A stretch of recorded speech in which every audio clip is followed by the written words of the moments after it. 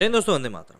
अभी पिछले कुछ दिनों से स्मृति ईरानी और कांग्रेस के बीच में काफ़ी नोकझोंक चल रही है, जिसमें कि स्मृति ईरानी की बेटी का नाम भी उछाला जा रहा है और कहा जा रहा है कि भाई एक रेस्टोरेंट चल रहा है जो कि अवैध है, वहाँ दारू और मांस मदिरा परोसी जा रही है।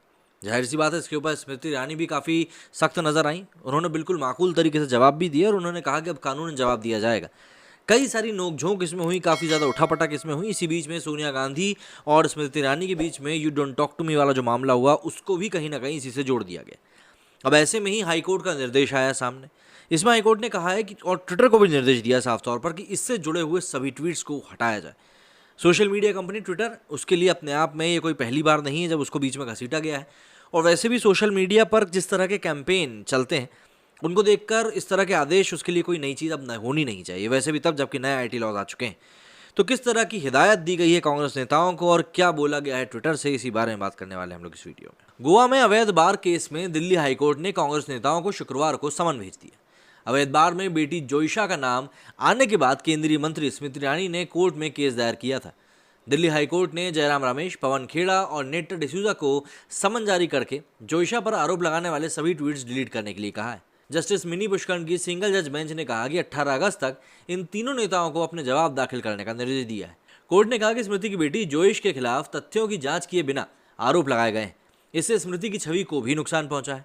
कोर्ट ने यह भी कहा कि ईरानी को कभी भी कोई लाइसेंस जारी नहीं किया गया था। 24 जुलाई को स्मृति ने कांग्रेस और उसके 3 लोगों के खिलाफ 2 करोड़ रुपए की मानहानि का केस किया है। कांग्रेस नेता जयराम रमेश ने समन मिलने की खबर के बाद ट्वीट किया, दिल्ली हाईकोर्ट ने हमें स्मृति ईरानी द्वारा दायर मामले का औपचारिक जवाब देने के लिए नोटिस जारी किया है।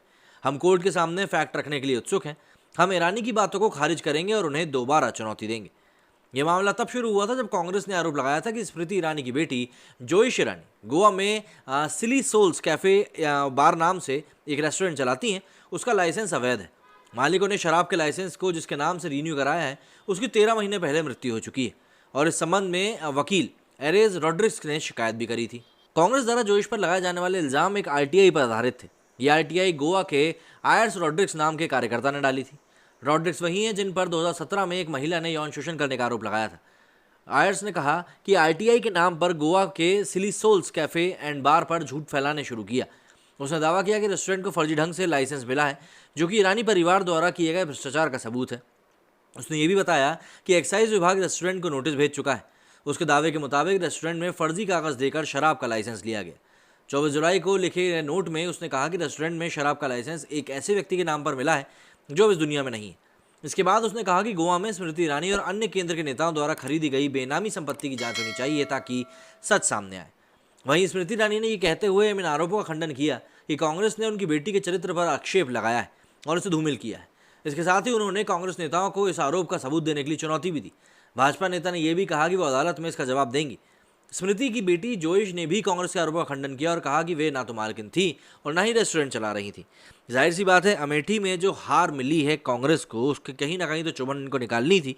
तो इस तरीके से परिवार के ऊपर पर्सनल लांछन लगाते हुए अभी अपनी भड़ास निकालते हुए दिखाई दे रहे हैं। मेरी वीडियो में फिलहाल इतना ही। जय हिंद, जय भारत।